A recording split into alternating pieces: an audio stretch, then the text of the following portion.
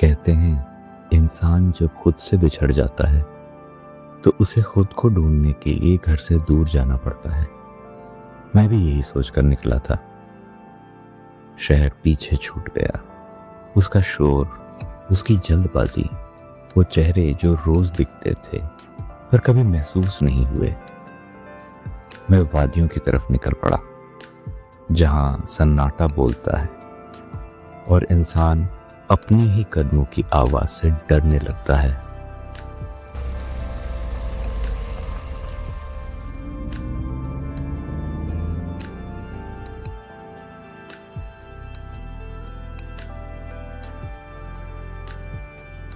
वो शाम आज भी मेरी रगों में ठहरी हुई है।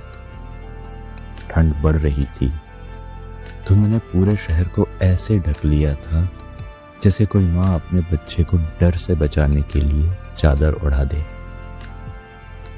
मैं चलते चलते बाजार के आखिरी सिरे पर पहुंच गया।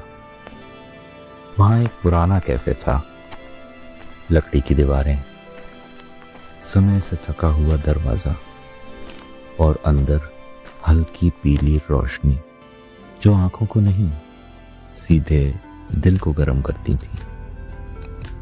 म्यूजिक धीमे बज रहा था, जैसे किसी की अधूरी कहानी। मैं अंदर गया, मैंने नजरें घुमाई।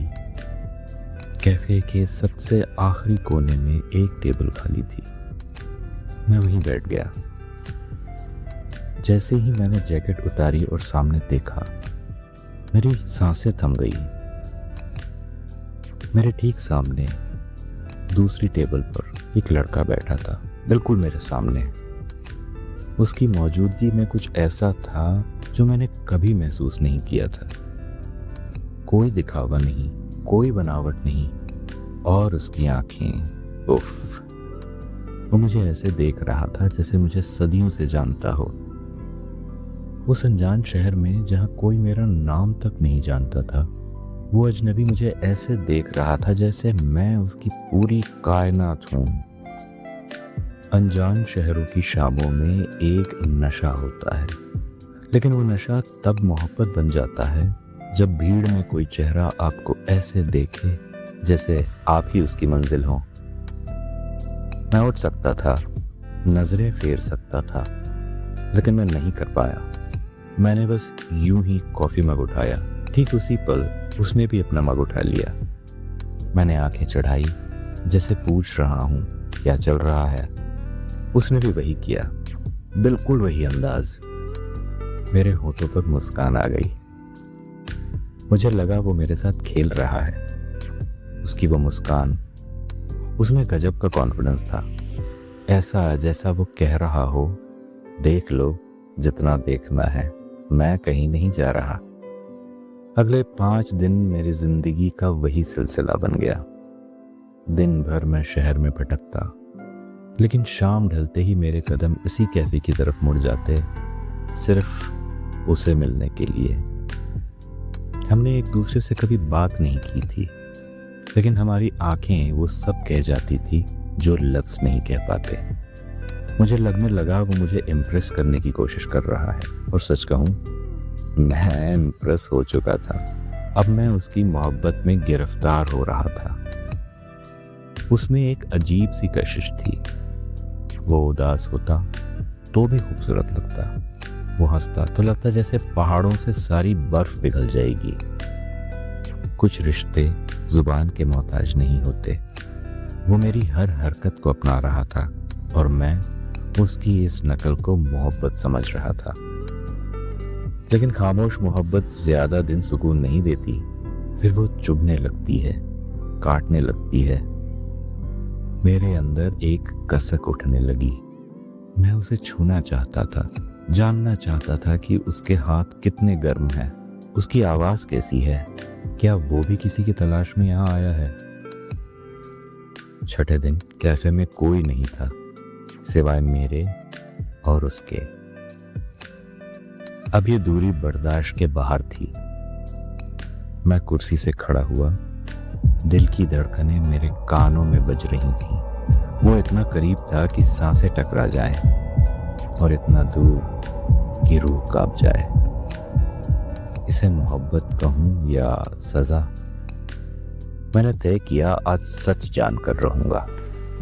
मैं वेटर के पास गया। काउंटर पर खड़ा था वो। मैंने पूछा, सुनिए, वो जो सामने वाली टेबल पर लड़का बैठा है वो कौन है? वेटर ने मुझे अजीब नजरों से देखा। सर, कौन सा लड़का? मैं झंझला गया। अरे वही जो मुझे रोज देखता है। वो हल्का सा मुस्कुराया। सर, शायद आप थके हुए हैं, आइए मैं आपको दिखाता हूं। वो मुझे उसी कोने में ले गया। वो देखिए, मैंने इशारा किया। वेटर ने धीमी आवाज से कहा, सर, ये कोई टेबल नहीं और ना ही कोई दूसरी जगह है। ये एक पुराना एंटीक आईना है। यहाँ कोई दूसरा लड़का नहीं है, यहाँ सिर्फ आप हैं। मेरे पैरों तले जमीन खिसक गई। वो लड़का जिसे मैं 6 दिन से देख रहा था, जिसकी मुस्कान पे मैं मर मिटा था, वो मैं था। मैंने खुद को नहीं पहचाना था, क्योंकि शायद मैंने खुद को इतने प्यार से देखा ही नहीं था। वो अजनबी कोई और नहीं, मेरी अपनी रूह थी। उस पल झटका लगा, लेकिन अगले ही पल एक अजीब सा सुकून। मैंने आईने में फिर देखा। इस बार किसी और को नहीं ढूंढा, इस बार खुद को देखा। और सच कहूं, मुझे फिर से मोहब्बत हो गई। हम अक्सर प्यार के लिए दूसरों के पीछे भागने लगते हैं। वो मुझे समझे, वो मेरी परवाह करे। लेकिन जब आप टूटे थे, आईने में कौन था? आप।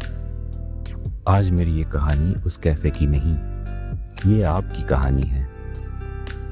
आज उठो, आईने के सामने जाओ, खुद को एक अजनबी की तरह देखो और दिल से कहो, यार, मैं तुझसे बहुत प्यार करता हूं। मैं हूं तेरे साथ हमेशा। जिस दिन तुम्हें उस शीशे वाले इंसान से मोहब्बत हो गई, उस दिन किसी की जरूरत नहीं पड़ेगी, बस साथ अच्छा लगेगा। खुद से मिलो और मोहब्बत कर बैठो, क्योंकि जिस चेहरे पर मैं मर मिटा था, वो आईने में मेरा इंतजार कर रहा था।